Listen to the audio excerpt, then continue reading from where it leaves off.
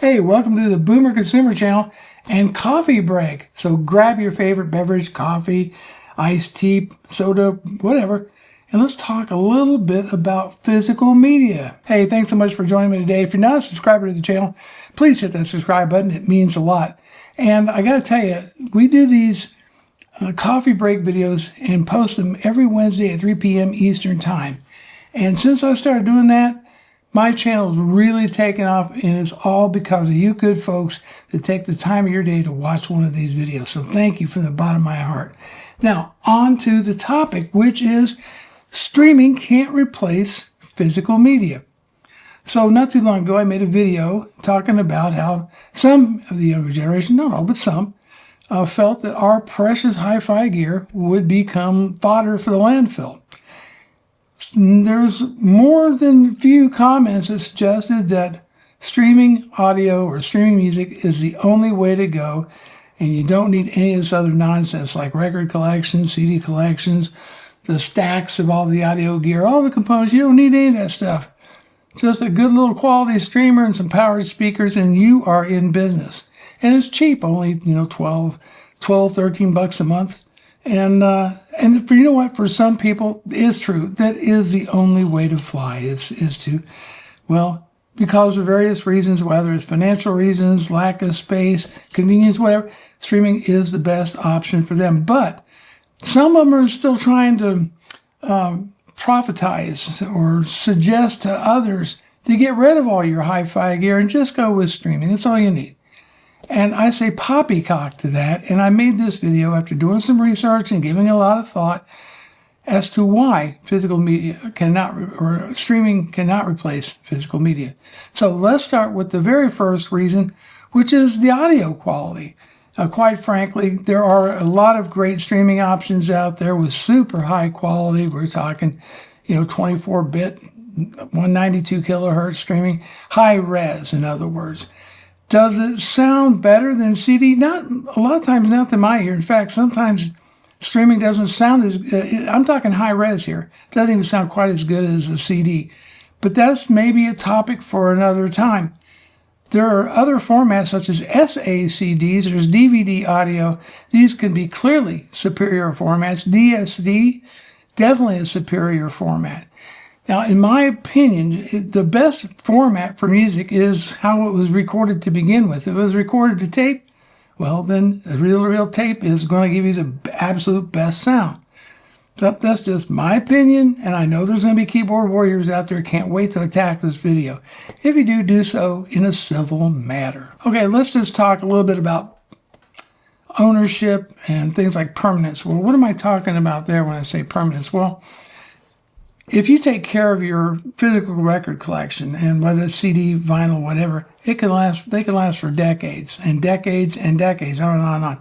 Yes, there's a thing called CD rot. I've personally never experienced it, nor have I actually talked to anybody who has, but I'm not saying it's not, but I think that probably occurs more with improper storage and older CDs that maybe just weren't made correctly. But I think the most CDs will stand up for many, many decades.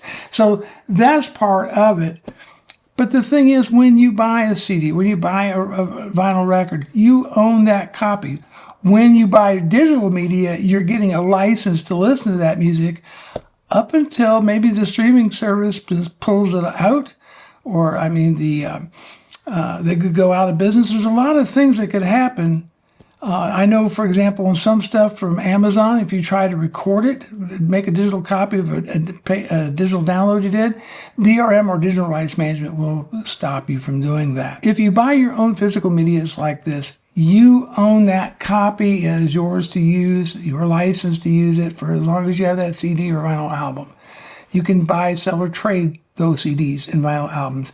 You're not going to be able to do that with streaming media. There is absolutely no such thing as collectible playlists from streaming media, okay?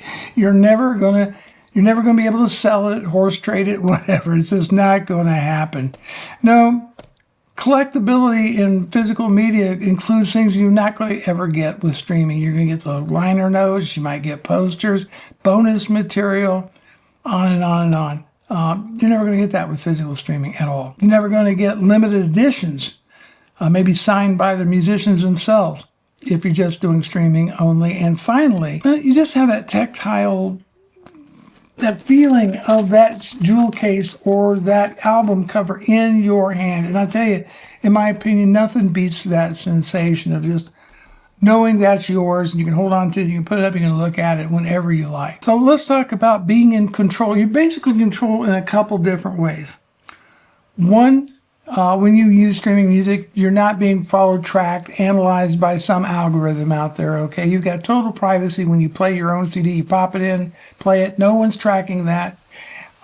Same thing with the record album, etc. You own it. You control it. And furthermore, well, you have offline access. Just in case your internet maybe goes out, you still have access to your music if you have the physical media. It's also possible, physical media, you may not be able to locate that on any streaming service. Or you have to have multiple streaming services because this one has this album, but this one doesn't, etc. Now, with physical media, you've got it. It's there in your collection. Listen to it anytime you like.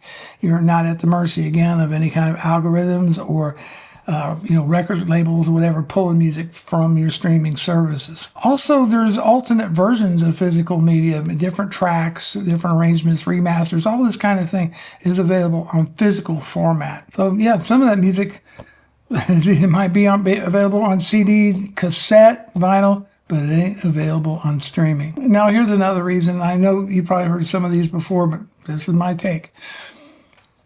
Bottom line is that when you put on a physical record, if I go to the trouble of cleaning an album or a vinyl record and putting it on the turntable, I'm going to listen to it all the way through.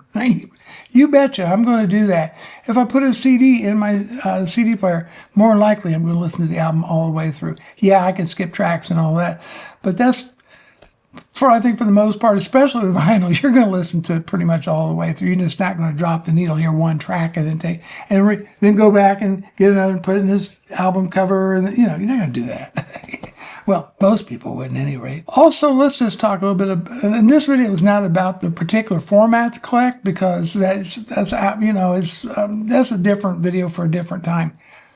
But that being said, if you want to experience an analog-like sound, then you need to listen to vinyl or cassette tape, something of that nature, that you're not going to get with digital. You're not going to get the digital glare, as they call it, or that kind of thing.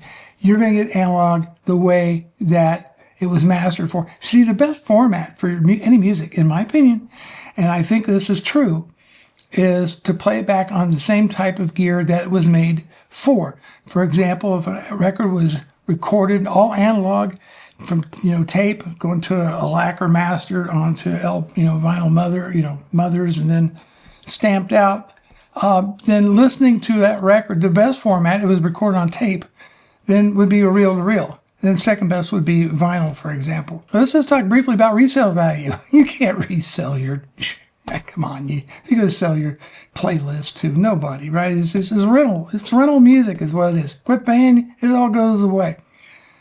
But I have seen many people wheeling and dealing in vinyl records and even CDs. So there is some resale value there. Furthermore, how you acquire your media, physical media, like I do thrift stores and I order off Discogs and eBay and all these kind of places.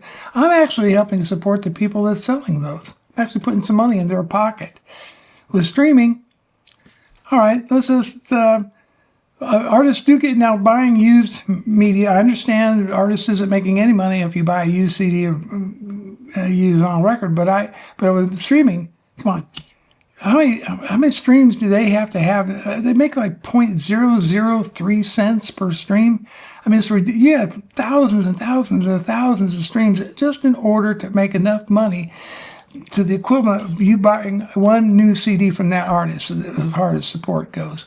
So you have to keep that in mind too. If you want to support those artists, the music that you enjoy, then you owe it to them to actually buy a physical copy of their media, on physical media such as CD or album. That's my 2 cents. I use streaming to discover new music, and if I like it, if I dig it, I'm going to go buy the album.